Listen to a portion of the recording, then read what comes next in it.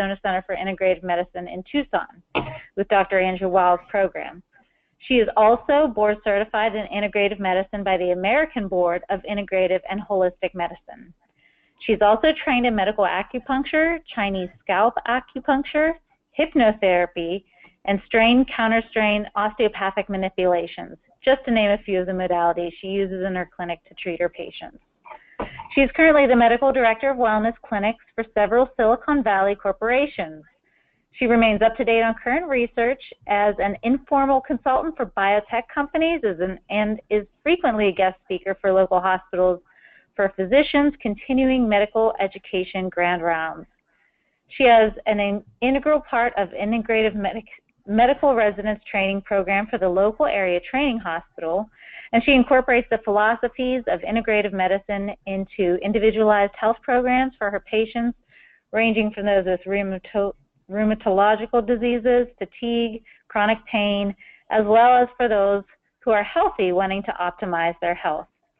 She's also worked with U.S. Olympic athletes and those with chronic diseases with a goal in mind to optimizing health and minimize side effects. She incorporates the philosophies of integrative medicine into individualized health programs that our patients can use. And with that, Dr. Julie has her slides up. We don't want to waste too much time because this is a great presentation.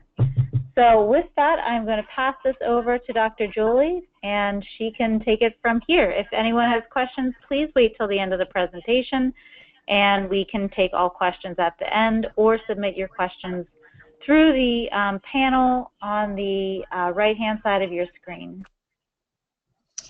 Thank you. So let me get started since we were a little behind with the timing due to the technical difficulties. So today we'll be talking about liver support and detoxification and the science behind herbal ingredients and nutrients that help with the entire process. And as before we start, I'd like to mention that I am a medical advisor for Douglas. And as you well know, these webinars are meant for educational purposes and how you treat your clients and your patients. That is the sole responsibility of your clinical decisions. But this is a webinar meant to provide information so that we can better help you to do that. All right, so Dr. we'll Chen, be talking. there's a little bit of a feedback. If you could just mute your computer line, or if you could Let's see. Okay, it's muted. Is that better? Perfect. Thank you. Okay, great. Sure. So today we will be covering the basic liver detox pathways, and as well as why that's important these days, and also the science behind the herbs and how we can best utilize it and which supplementation we can look towards for providing that clinical support.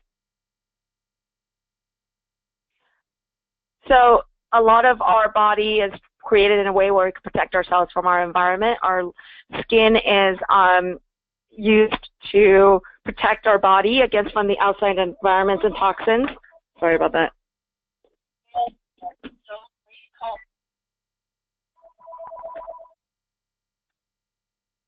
Sorry about that. So our skin is used to protect our bodies against from the outside environment, and our lungs are utilized to protect our body from the pollution that we're exposed to from our air and our environment as well. And the lymphatic system is our body's way of helping to move those along so that they can be better exposed to our immune system so that we can clear potential things that can be toxic to our body. But one of the main triad system that I do want to talk about today is the liver, kidney, and intestinal tract function, where our enterohepatic circulation allows our body to see certain molecules or toxins so that our liver and kidneys can help with excreting that so that it doesn't stay in our body. So within our liver function, which is the main organ that we want to talk about today, there are Kupffer cells that help to remove foreign substances, bacteria, and dead cells. But hepatocytes have various detoxification systems that we'll be talking about that helps to remove the xenobiotics from our body that are metals, chemicals, toxins from our drugs, and even our supplements so that our body can function at a lower toxicity level. So we know now that our bodies are exposed to a lot, and primarily because our environment is so toxic these days, and there is a toxic chemical buildup in our body. And EPA actually estimates that greater than 400 toxins are in our body and residues of that at any given time. And so that's predominantly from things like having over 3,000 chemical additives in our food, having 80% of our food supply be genetically modified, or having xenoestrogens or hormones in there, and having a lot of air pollution because of the chemicals that we're creating through our industrial environment. Those are all things that we are exposed to on a regular basis. And because there's so much toxicity in our environment and our body does hold on to those residues, our bodies are then holding on to a higher likelihood of dysregulation, confusion in the cells, and therefore leading to things like Parkinson's disease, fatigue, or other diseases. And there is a rise in autoimmune diseases, and we think that there is a potential that it's because of all these toxicities that we're exposed to that we're unable to clear out. So, in the liver detox pathway, most of us have heard about phase 1 and phase 2. I'm going to go over it more in detail. But what's interesting is that, for example, in phase 1, the P450 system will try to take these lipophilic or non-water soluble molecules and try to make it into a more water-soluble format. And then phase 2 will then metabolize it further so that we can clear it through our bowel system and our renal function. In the phase 1 system, we've got something like P450 using oxygen and cofactors like NADH, and then our body would then add reactive groups like hydroxyl radicals. And then once that's been put in that format, we are now then dependent on phase 2 and getting amino acids and conjugation processes such as sulfation, glucuronidation, glutathione plus amino acid conjugation to then excrete it. If you were to only have phase 1 function well without a subsequent phase 2 ability to move this forward and excrete it, we then get a buildup of damaging free radicals in our body that are toxic to our tissues. And as you can see from the movement of lipophilic to then hydrophilic, there's a long process of various molecular changes that I just spoke about. And what's important in here is also how we go about doing that is directly impacted by the nutrients that we are exposed to from our foods. And so the enterohepatic circulation I had mentioned earlier about how our intestines then move nutrients into our system so that we can better utilize these nutrients in helping with the detoxification pathway is important. And so when we are talking about improvement of a liver detoxification pathway, we also have to account for your gut function as well, which is why a lot of the herbs I'll be talking about later have some impact in studies showing also improvement of gut function. There is some theory that there's a phase 3 component called the anti-porter activity, which is an energy-dependent pump in the gut lumen to help push certain nutrients into the system. And so all of these things come into play, and the fact that we need to create a more antioxidative environment so that the processes are more efficient are important. So, again, to eliminate the fact that phase 1 and phase 2 by themselves alone are not what makes our body most efficient. We need a fluid way of getting phase 1 toxins that are lipophilic into a more hydrophilic environment by using first some oxidative activity and then using conjugation to then move this all the way along so that we do actually excrete it and it doesn't build up in the body. So it's important for us to think of this system as a conveyor belt in the sense that every part of it has to be strong so that we can efficiently move it out of our body and not build up in somewhere along the line of this process. Talking about various situations that might cause dysregulation in this fluid process.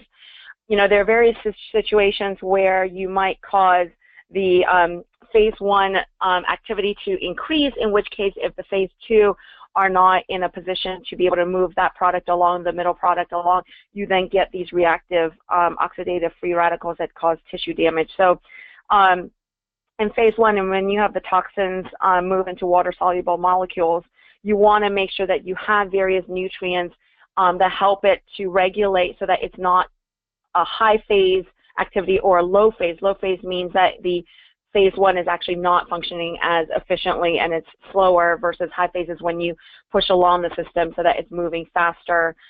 So then once that's balanced out, you want to look at phase 2 and various nutrients that, again, help to push it along. As you've seen in the slides, for example, milk thistle helps to regulate phase 1 and maybe slow down and make the high phase 1 activity be more regulated, and then while also helping with glutathionation of phase 2. So some of these herbs are very useful about moving something straight through from phase 1 to phase 2 and not just phase 1 with a limitation in phase 2, which is ultimately, as we have been speaking about, very important in making sure that we don't get a buildup of free radicals in the tissue and that we do move it all the way through to excretion.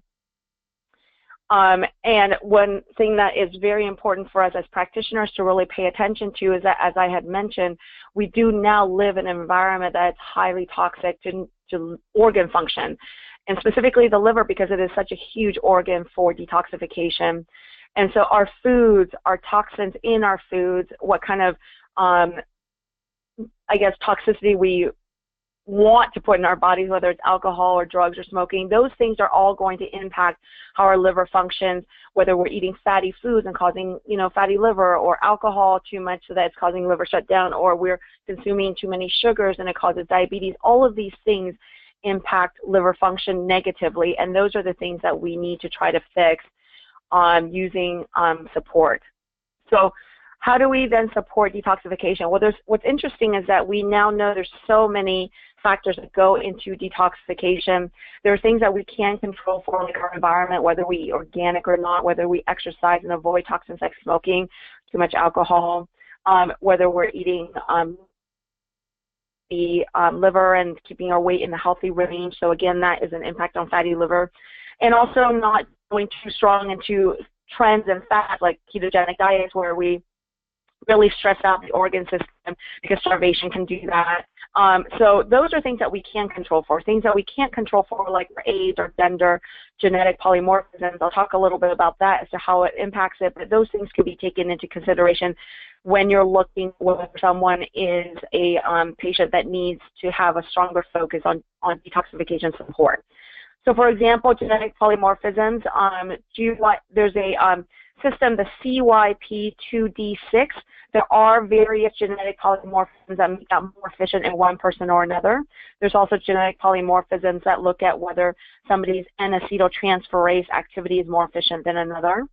And also regarding age and hormones, the CYP3A system actually is very sensitive to hormones.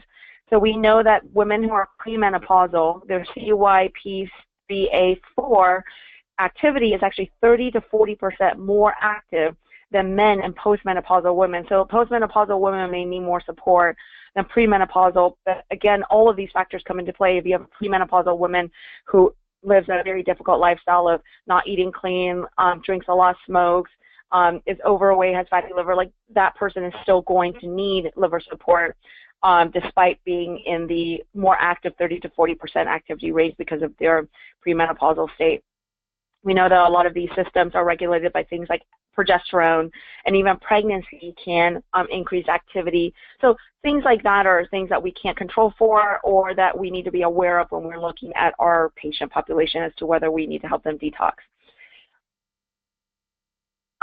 So the question is, how do we do that? Well, there are herbs, which we will talk about, and then there are nutrients. Again, having a healthy diet and eating foods high in B vitamins like B2, B12, B6, niacin, folate. Those are important compounds, and also amino acids to help with the detoxification pathway so that it runs smoothly. Exercise, obviously, and reduction of toxin exposure are important. So we're going to move into the herbal options that we have out there that are something that we should keep in our repertoire for helping our patients with detoxification. Most of us have heard about milk thistle. What's interesting is that the silymarin, which are frequently used in Europe, quite more so than here, but I think it's one of my favorite herbs in a sense that it helps with supporting healthy glutathione levels in the liver. It binds to the outer membrane and it inhibits the entering of toxins into cells. There's the potential that it promotes superoxide dismutase and glutathione activity, so that it can help further remove toxins from our body and create a more antioxidative environment. It does stimulate liver cell activity, and it impacts the beta-glucuronidase activity so that it helps to remove toxic metabolites. Artichoke, again, is another extract that I love using primarily because of the fact that it is been used longer in time, and also it's something that we even consume as a food source. So I love supplements like that, and what we know is that Mother Nature did a great job in creating these components, in the sense that artichoke helps with excreting fats. It helps with stimulating bile flow so that we can better remove the toxins once they do become more hydrophilic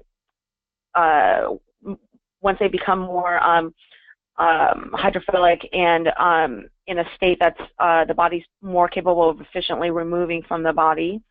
And it does have some antioxidant activity through antioxidative components like the flavonoids. And there's studies that show that it actually helps with dyspepsia in patients given that. And for sulforaphane foods such as broccoli, the brassica plant tissue can help with inducing phase 2 enzyme activity. It actually also has been seen in some animal studies to induce apoptosis in colon cancer cells and disrupt the mitotic activity of cancers. And so in that way, it also has been seen to help maintain healthy colon cell function, which, as we had talked about with the enterohepatic circulation system, that's important to make sure that we have a healthy GI tract. And it's also been seen to be helpful with the nuclear factor erythroid 2-related factor induction to help with detox by upregulating glutathione S transferase activity. Wasabi has a key component, 6-HITC, which helps with the body ridding ourselves of our toxins by, again, impacting the nuclear factor erythroid 2-related factor, which, again, increases glutathione S transferase activity, which is a key component in making sure that our body's able to get the toxins into formats that the body's able to metabolize and to lower oxidative chemicals in our body. Dandelion root, another herb that is frequently used, although frequently it's been used as a diuretic. So you do want to be careful with patients who are already on medications that are functioning as a diuretic, because there could be electrolyte imbalances. So, but this is a great herb to be used in the sense that it can help augment the removal of toxins through the renal function. And it does reduce lipopolysaccharide and hence, therefore, a reduction in nitric oxide and prostaglandin E2 in our system, which are inflammatory and oxidative. And berberine actually is one of my herbs that I use quite a bit in my clinic, in the sense that it's great for helping the gut. It has some antimicrobial activity as well, but it's also great at augmenting glutathione activity and scavenging free radicals. It seems to help with reduction of blood lipids, and there's been some studies suggesting that helps with the liver function levels, as well as helping with fatty liver and to protect it from the damages that these, whether it's the oxidative components in our body, the toxins, or fatty foods that our bodies can't metabolize. It does seem to be cytoprotective for the cells when it comes to the cells that are essential to the detoxification process. So Schizandra, I actually think, is a phenomenal herb to be used for liver detoxification, primarily because also, as I had mentioned in the age and gender category slide from earlier, a lot of postmenopausal women, they're a good population for us to focus on detoxification. And Schizandra actually is an adrenal supporter and helps balance hormones. So not only does it help them with liver detoxification process and efficiency, it can help them with some of the symptoms that they're going through during their postmenopausal years. But Schizandra's been seen in some studies to help augment phase 2 detox enzymes. And again, it seems to help with the nuclear factor, erythro-2-related factor, which then helps with increasing the glutathione S transferase, which is an important enzyme in this whole detoxification process. And bilberry is another benign one that I love using. There are studies that show that bilberry has been helpful with patients with inflammatory bowel disease in helping to calm colitis or inflammatory bowel issues, which again is important in that gut integrity issue of the enterohepatic circulation and allowing the body to prevent toxins from getting in and then the right nutrients in so that we can get the efficiency that we need in this entire pathway. But it also seems to decrease stress-induced mitochondrial dysfunction that leads to liver damage, and there's antioxidative activity that's associated with this herb that helps with reducing levels of reactive oxygen species. So in the Ultra Liver Support Supplement, you'll be able to find these supplements, these herbal ingredients in there. The indications are to take 2 capsules 1 to 2 times daily.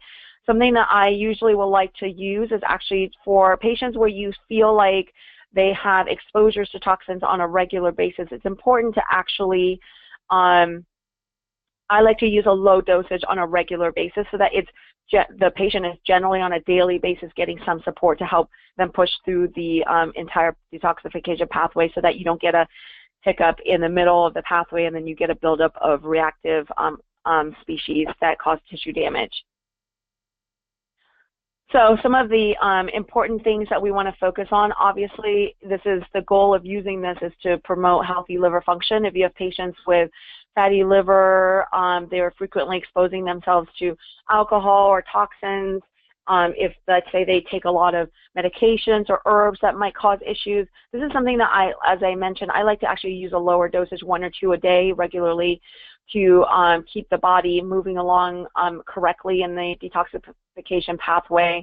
But if you find that generally people are healthy and they're living a healthy lifestyle, they're eating organic, they're exercising, and they're in a good age group and their labs are looking phenomenal, you can theoretically still do a short-term detoxification program with them every few months to help clean out the toxin residues that do build up, as I had mentioned in the earlier slide, as to how EPA mentioned that there are residues that do build up in our system. So it's good to kind of clean out every few months. But for the patients where you feel like they're at very high risk for toxicity buildup, what I would probably recommend doing is to actually use a low dosage on a regular basis and then still every few months do a full 2 capsules twice a day to do a more thorough detoxification regimen so that they get as much out of their system as possible. And what's interesting is that, you know, the liver, as you well know, is very important in our metabolic processes in the body, whether it's with lipid metabolism, sugar metabolism, or our ability to remove the toxins that, for example, xenoestrogens could cause, can contribute to weight gain issues. So all of those things are important. And so if someone is trying to lose weight and they have issues of fatty liver or they have metabolic syndrome, this is also a nice way of doing a lower dosage on a regular basis to try to help the patient be more efficient in optimizing their metabolic system in their body. And so, you know, for patients who have had their gallbladders out, where they've had biliary issues or just tissue functionality issues, this is something to kind of think about, not just in a detox program every few months at a full dosage, but also on a regular, ongoing basis. Some of the patient populations that you do want to be more careful about with avoiding full dosage usage or checking labs more regularly, or maybe potentially holding off on usage until they're done with, for example, pregnancy. I'm conservative, and I usually will have patients who are pregnant or breastfeeding hold off on using a lot of herbs, primarily because the studies for clinical safety are more lacking in this patient population, and with babies involved, I like to err on safety. Obviously, it's up to your clinical judgment, but I would also potentially say maybe a good idea to check with the patient's OBGYN or their pediatrician to see if it's worthwhile in that patient population if you so choose to utilize it. For children under 18, what's important is, as you know, in the pediatric population, their weight and size and their height all come into consideration as to dosing. So if you have a younger patient, but they are large and their body weight and size are similar to a grown adult, it is something that I think checking with the pediatrician as to dosing may be appropriate, because if the child is taking adult dosages, it may still be okay to utilize this in a adult dosage. But what I normally will do with pediatric populations is to try to underdose a little bit, because also to keep into consideration, the younger patient populations are way more efficient at utilizing what you're giving them. So lower dosages usually are going to be just as effective as giving them higher dosages. And then another population that is on the slide, but I do want to talk about, are the cancer population. Some of the ingredients we've talked about, there were some studies as to cellular cancer cell apoptosis and preventing cancer mitotic activity. But again, mentioning that I am on the conservative side, I tend to err on not giving herbs to patients who are undergoing active cancer therapy, because there's a chance that you'll reverse some of the activity of their medications that they're using for active therapy. Having said that, this is obviously a population that can use a lot of detoxification support because they've gone through a lot of toxic exposures, whether it's chemotherapy or medications associated with the side effects of chemotherapy, et cetera. So the question comes down to, how do you then utilize the herbs like this in a patient with cancer history? So typically patients who have been in remission for a long time, they're actually similar to just general patient populations that haven't had cancer, so that's a little safer. But patients where they're closer to the cancer activity, I always just err on any cancer patient to just make sure that you give the information to the patient so that they can clear it with their oncologist and that their oncologist is aware. And any patients with organ dysfunction, whether it's liver cancer or for example, renal cancer, if they are down to one kidney, you do want to be more careful about using herbs that have diuretic effects, like with the dandelion root and et cetera. So I think in general, the safest thing is to probably underdose a bit, and then also to check with the oncologist as to the stability of the patient. But I would not say as a whole, this entire population, cancer population, is one that you can't use this on. I do think it is useful because of the toxicity they have been exposed to. However, having said that, I caution on erring on more conservative and underdosing, and making sure that you have a good team approach with the oncologist while you're giving therapy for that. And as a whole, I think you'll get a much easier time with the camaraderie of the team approach if you err on the safety of patients undergoing active cancer therapy to hold off until they're done with that. And so a really good understanding of what their entire treatment regimen will look like is important. So some of the things to think about when you have patients with a lot of medications or a lot of concomitant diseases. If a patient is on a lot of drugs, especially drugs like seizure medications or antiarrhythmic medications where they have cardiac arrhythmias or they're at bleeding risk or clotting risk, you do want to make sure that when you're using any supplement to help with liver activity, that you take into consideration potentials for augmentation or slowing down of drug metabolism. So that's something to keep in mind, and also to make sure that you're checking labs on for the patient. For example, a lot of medications for seizure activity, you can check levels on like Lamictal, you can check the dosing on that, and also if someone's on Coumadin or warfarin, you can check for their INR more frequently when you're first implementing new herbs. I would generally recommend doing that actually with any new herb or supplement you're starting with any patient with these issues. Just checking the lab early on to make sure that it's not altering the effectiveness is important. So that's something to keep in mind.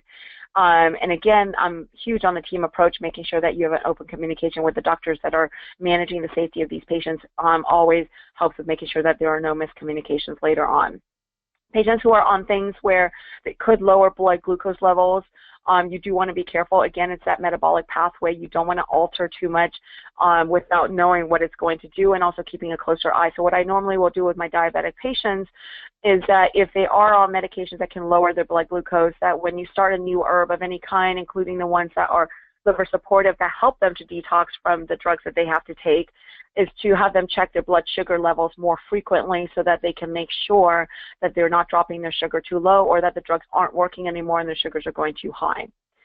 In regards to diuretics, as with any other diuretic herb or medication, by using dandelion, you do want to make sure that if a patient is on potassium-sparing diuretics, that you check their electrolytes closely.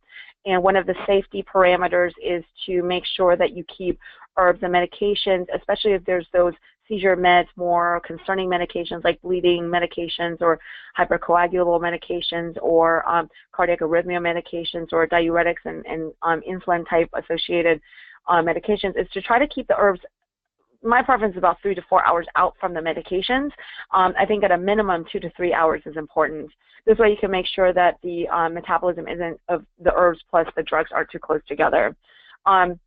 But checking potassium levels and electrolyte levels frequently with diuretics are very important. As you well know, the electrolytes, if it's too high or too low, can cause major issues, including things like cardiac arrhythmias and cardiac issues.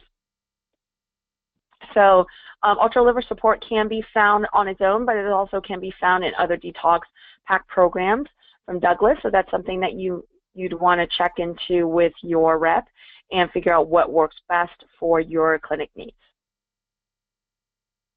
Any questions? Hi, Julie. This is Carla. Thank you so much for going through all that information for our listeners.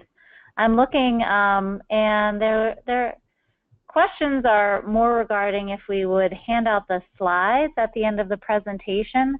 So if you actually, if that's okay, you can either email dlproductdevelopment@atrium-innovations.com. That's our email address for any kind of questions. And you'll also get a follow-up email with a link to actually listen to this recording again if you'd like. So there's 2 ways of getting this. You can receive a PDF of the files of what Julie had just gone through, and you can also get the recorded webinar. It'll be available on the Douglas Laboratories website as well as our YouTube site.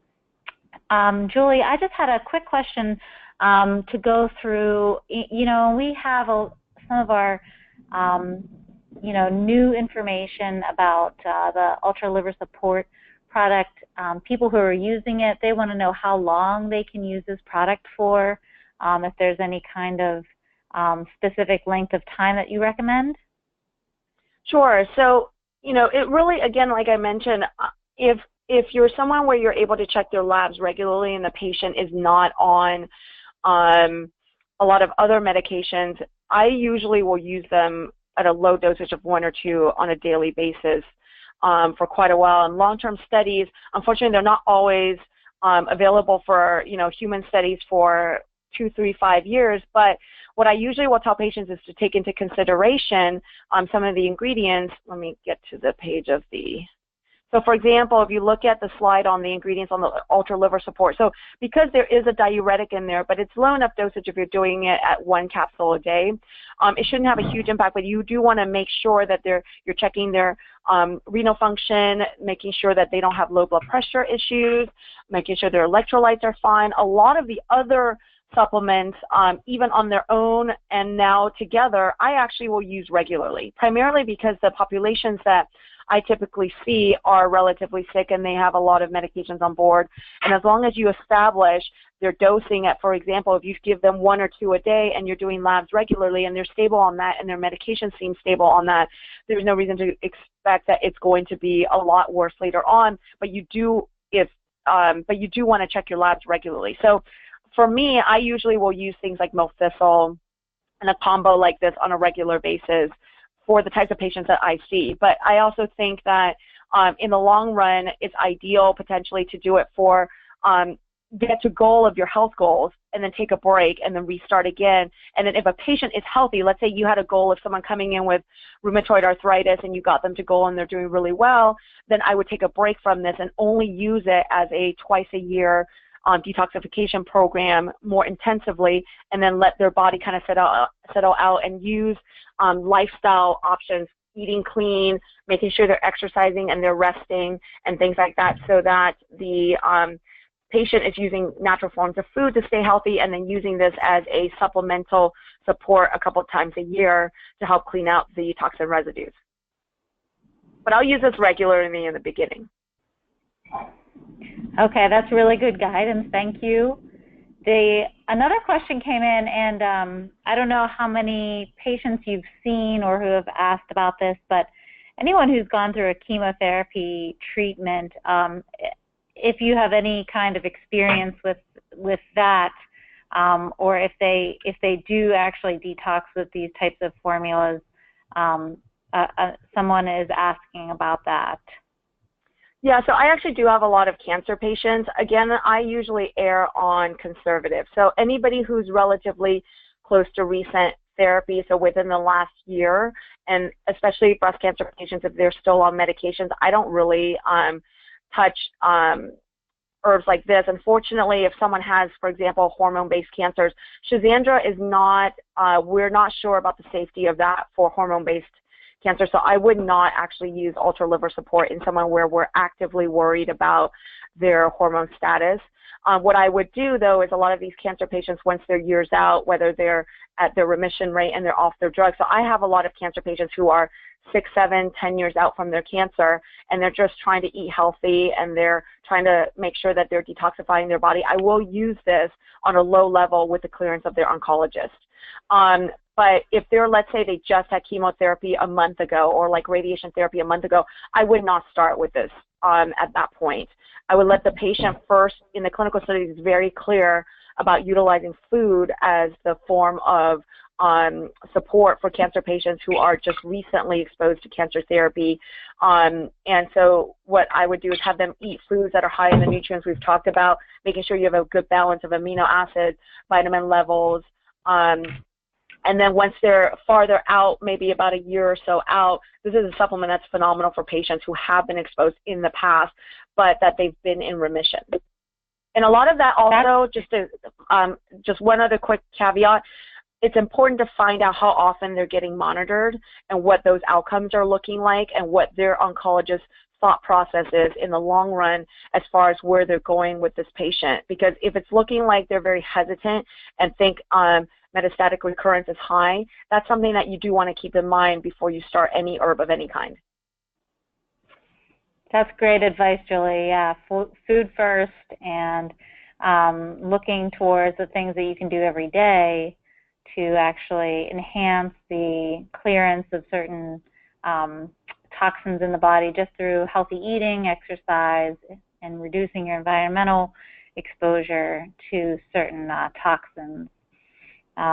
We don't have any more questions from the attendees, but I think this is a great presentation. We certainly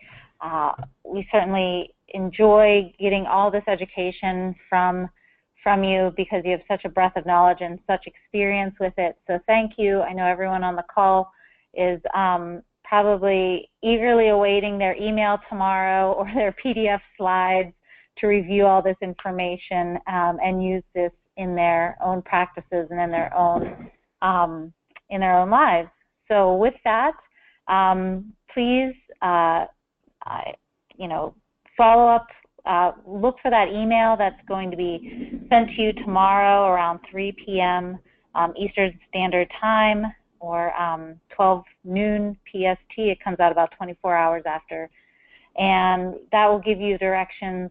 You'll also get a coupon code with that email, so please be on the lookout for that. And go to the Douglas website if you need any more information on this product. Thank you very much, Dr. Julie Chen, and have a great day, everyone. Thank you. Goodbye. Bye-bye.